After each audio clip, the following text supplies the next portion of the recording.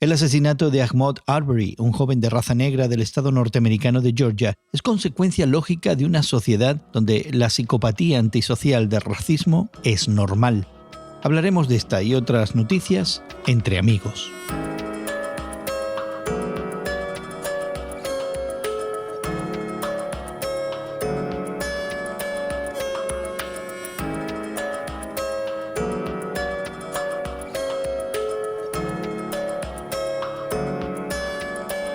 Gracias por acompañarnos en esta conversación entre amigos con Guillermo Serrano, Elsa Mazón, Juan Marcos Gómez y tu servidor Jesús García, considerando algunas de las noticias de esta semana, tratando de verlas desde la perspectiva de la fe cristiana. Y bueno, déjenme decirles que en esta semana se conmemora el fallecimiento de Frank Sinatra. Guillermo, uno de tus cantantes favoritos. Bueno, déjenme decirle de que Frank Sinatra y yo tenemos muchas cosas en común. Tenemos el día y el mes, no se ría tanto, el día y el mes, nacimos el mismo día y el mismo mes. Entonces, pues tenemos algo en común. Y yo creo que cantamos más o menos con el mismo tono, con el mismo registro, así que no está tan mal, ¿eh? No está tan mal la cosa. Yo por eso sé que tuvo mucha influencia y lo tenía que mencionar. Pero consideramos otras noticias y claro, el tema de la pandemia del COVID-19 es el tema principal en la agenda noticiosa alrededor del mundo. Y en América Latina, con una grave incidencia, el gobierno de Chile en esta semana decretó el mayor confinamiento desde el inicio de la pandemia ante lo que fue un explosivo aumento de contagios en ese país de Sudamérica. El problema en Chile es que cuando se liberaron algunas áreas, algunas comunas, la gente salió en tropel a comprar mercadería y cuestiones en los supermercados, en tiendas, lo que fuera. Y esto creó inmediatamente un aumento en la gente contagiada. Así es que el gobierno tuvo que tomar esta medida que no estoy seguro si va a funcionar o no, conociendo yo el espíritu un poco libertario de mis compatriotas. No es un fenómeno que estamos viendo prácticamente en todos los sitios. En cuanto a México, algunos gobernadores de diferentes estados de la República están ya decretando ciertas medidas de cómo van a salir adelante en cuanto a la educación primaria y secundaria, y también están viendo si se pueden relajar en ciertas áreas. El presidente de la República dándoles a los estados esa soberanía que tienen para determinar de acuerdo a las infecciones, de acuerdo a los números de enfermos que están declarando, que puedan ellos tomar las medidas que ven más necesarias, más precavidas, más sabias para cada región. En Brasil se reportaba esta semana que el presidente Bolsonaro sigue muy pasivo y negando la realidad de una pandemia que está haciendo verdaderamente estragos en la población, particularmente en las regiones urbanas donde hay mayor pobreza. Y también se reportaba en esta semana la situación en Ecuador, donde muchos familiares de personas que han fallecido víctimas de esta pandemia se están preguntando dónde están los cadáveres y qué está sucediendo con ellos ante muertes masivas que han desbordado el sistema ecuatoriano para procesar no solamente casos de COVID, pero ahora los fallecimientos. Interesantemente, hay una noticia que nos habla de los evangélicos y otros grupos religiosos de corte primitivista que están resistiendo las restricciones del COVID-19 con esta creencia de que de alguna manera la protección divina va a evitar que sean contagiados. Siempre yo aprendo nuevas palabras cuando escucho a Gerson, y hoy día me llamó mucho la atención el término primitivistas. Y claro, en realidad no son solamente los primitivistas, Gerson, los que están alegando por una libertad para sus servicios religiosos. Los hay también desde el espectro que va en algunas comunidades protestantes, algunas comunidades judías, algunas comunidades islámicas y también algunos en la Iglesia Católica Romana que dicen que los sacramentos son más importantes que cualquier restricción. No solamente hay grupos de religiosos que tienen estas creencias, pero también muchísimas personas, individuos que dicen que esto es un invento. Aquí en México lo estamos viendo, lo vemos prácticamente todos los días en los medios de comunicación a personas que son entrevistadas, donde dicen que esto es un invento ya sea del gobierno mexicano o de gobiernos extranjeros por tratar de acabar con la economía de México. Entonces hay mucha distorsión en cuanto a esto del coronavirus, a pesar de tantas y tantas advertencias por los medios de comunicación y autoridades. Creo que en este caso tiene más que ver con pensar en esa ética de amor de nuestra fe, ¿no? Ética hacia el prójimo, ¿no? En un momento dado no tanto es nuestro derecho, nuestra bendición de poder reunirnos en comunidad otra vez, independientemente de las circunstancias, pero más bien pensar en el prójimo, ¿no? Y si al hacerlo, en lugar de servir y amar al prójimo como somos llamados a hacerlo, estamos más bien poniéndonos más en peligro, ¿no? De alguna de otra manera, o ayudando a que se extienda más la pandemia, ¿no? En lugar de ser agentes de transformación, pero de otra manera, ¿no? A mí la noticia de BBC Mundo me pareció un poquito capciosa, un poquito intencional,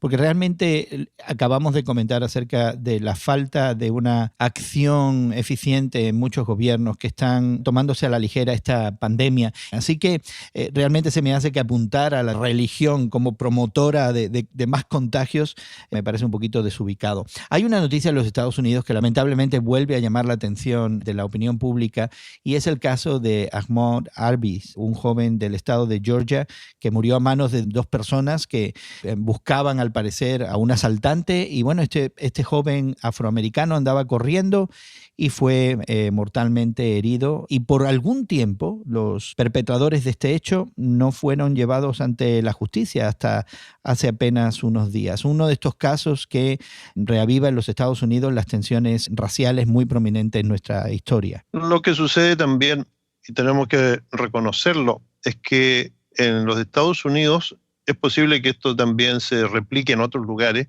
Existen algunas especies como de bolsones en las ciudades, en donde la gente se conoce, vive, convive, se saluda y qué sé yo, y cualquier persona extraña inmediatamente levanta sospechas. Y entonces, en este caso, lo que evidencia es un racismo en una comunidad blanca que a lo mejor no estaba acostumbrada a ver a un muchacho que estaba haciendo su gimnasia, corriendo por cuestiones de mantenerse en forma. Lo que realmente llama la atención es que si no hubiera aparecido un video después de 2 o 3 semanas, esto nunca se hubiera investigado. Esa es la realidad de algunas comunidades. Interesantemente, si no me equivoco, la persona que estaba sacando el video pensó que serviría para exonerar de alguna manera a los atacantes, ¿no es cierto? Me parece muy acertado lo que afirmas, Guillermo, de que si no hubiera sido por este video, el acto criminal no se hubiera reportado como tal y hubiera pasado sin mayores consecuencias. Pero gracias a esto, esta conversación está surgiendo,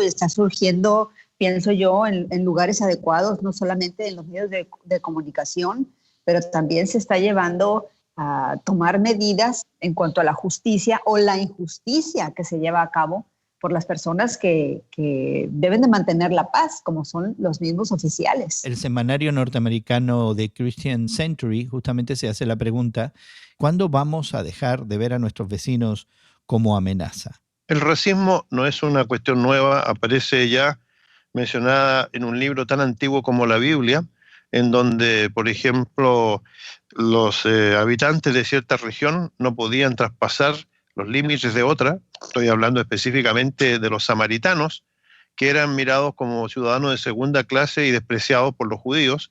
Y sin embargo, Jesucristo, el milagro o los milagros quizás más portentosos, los hizo precisamente entre personas de esa región que eran tan mirados en menos, probablemente para tratar de acabar con esta xenofobia, este racismo rampante que ha dominado la humanidad por tanto tiempo. Hace rato hablaba de la ética cristiana en medio de los momentos y de la sociedad y que nos ha tocado vivir, y pensaba cómo en una sociedad cada vez más postmoderna, esa fe radical, pero de servicio, más bien de servicio sacrificial inclusive a los vecinos, puede ayudar mucho, no solamente para estas relaciones entre las diferentes razas, pero para poder encarnar también el mensaje de buenas noticias y esperanza. Esa es una posición desde la plataforma de la fe cristiana, ¿no? ¿No hay otra solución? Yo pienso, Gerson, al escuchar y leer este artículo y escuchar esta conversación, sus opiniones a las cuales les tengo mucho valor,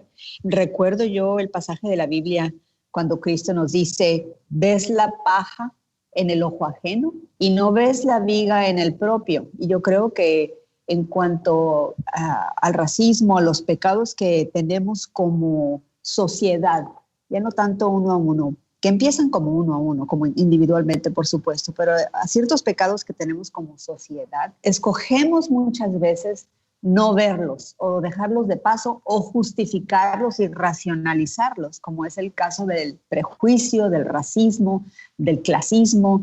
Y yo creo que este tiempo de pandemia, este tiempo de recogimiento, tal vez sea un buen momento para empezar a preguntarnos con seriedad y solemnidad ante Dios nuestro Señor, ante su trono, y pedirle que nos enseñe a ver esa viga que tenemos en nuestro propio ojo, porque tal vez este prejuicio no esté en otras personas, pero esté en nosotros mismos. Y tal vez eso es parte de la solución. El problema es que yo ahora mismo estoy viendo personas que desde la plataforma de la fe están teniendo retóricas que son totalmente, no sé cómo llamarles, anticristianas en ese sentido. Y yo me cuestionaría, Gerson, si este tipo de líderes haciendo este tipo de afirmaciones, si son personas realmente regeneradas por la sangre de Cristo, si son personas que han sido selladas con el Espíritu Santo o no.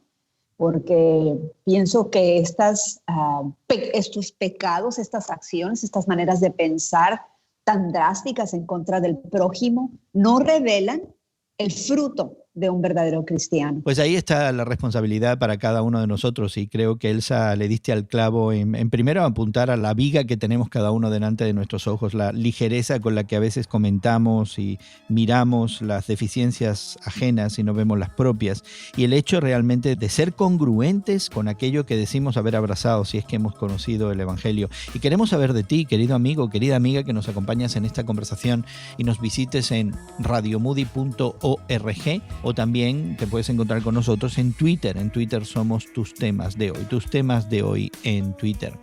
Y queremos agradecer mucho el trabajo de producción que se hace tanto en Sao Paulo, Brasil, como en la ciudad de Chicago, y que hace posible que esta conversación entre amigos llegue hasta ti.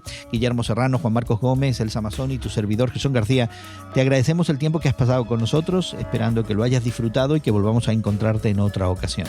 Que pases un buen día y que Dios te bendiga.